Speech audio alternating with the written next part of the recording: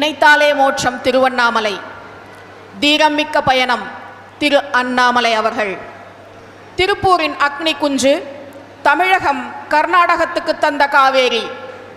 தமிழகம் கர்நாடகத்துக்கு தந்த காவேரி. சிந்தனையில் நெருப்பாய், செயலில் புயலாய், தாய்மையில் நீராய் பயணித்து மண்ணின் மகனாய் துவங்கிய இடத்திற்கே வேளாண்மை செய்ய வந்து சேர்ந்த விந்தை மெகல்லன் இவர்.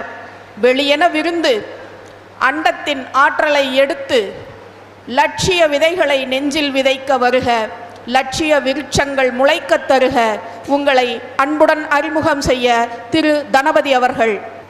நமது சிறப்பு விருந்தினர் திரு கு அண்ணாமலை ஐபிஎஸ் அவர்கள் அறிமுகம் செய்வதில் பெருமகிழ்ச்சி அடைகிறேன். திரு கு அண்ணாமலை ஐபிஎஸ் அவர்கள் கரூர் மாவட்டம் சின்னத்தாராபுரம் அருகில் உள்ள தொட்டம்பட்டியில் விவசாய குடும்பத்தில் திரு குப்புசாமி திருமதி குப்புசாமி பரமேஸ்வரி ஆகியோருக்கு மகனாக பிறந்தவர்.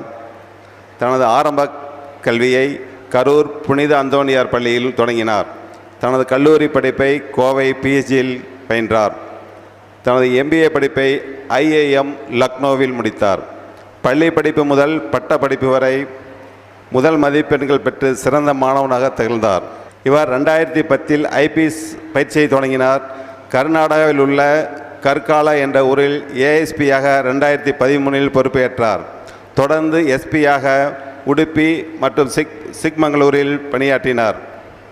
குறிப்பாக உடுப்பி மாவட்டத்தில் பணிபுரிந்த போது மக்கள் பேராதரவையும் இளைஞர்களிடம் மிகுந்த மதிப்பு மிக்கவராக உள்ளார். மேலும் சமூக தளங்களில் பின்தொடரும் நபர்களில் ஒருவராக உள்ளார். இதைத் தொடர்ந்து அவர் அடுத்த பொறுப்பாக பெங்களூர் கர்நாடக மாநில தலைநகரான பெங்களூரில் டெப்டி கமிஷனர் போலீஸ் அதிகாரியாக மிக சிறப்பாக பணிபுரிந்தார். இவரது அதிரடி நடவடிக்கையால் சிங்கம் ஆஃப் கர்நாடகா என்று பொதுமக்களாலும் செய்தி பத்திரிகைகளாலும் பாராட்டப்பட்டனர். பெங்களூரில் நடந்த டெட்எக்ஸ் என்ற மிகப்பெரிய கான்ஃபரன்ஸில் இவர் கலந்து கொண்டு சிறப்புரையாற்றுவது குறிப்பிடத்தக்கது.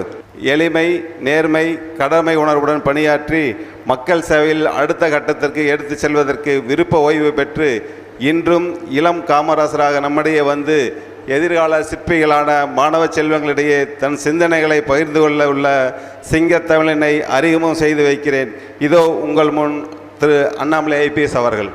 எல்லோருக்கும் என்னுடைய இனிய காலை வணக்கம்.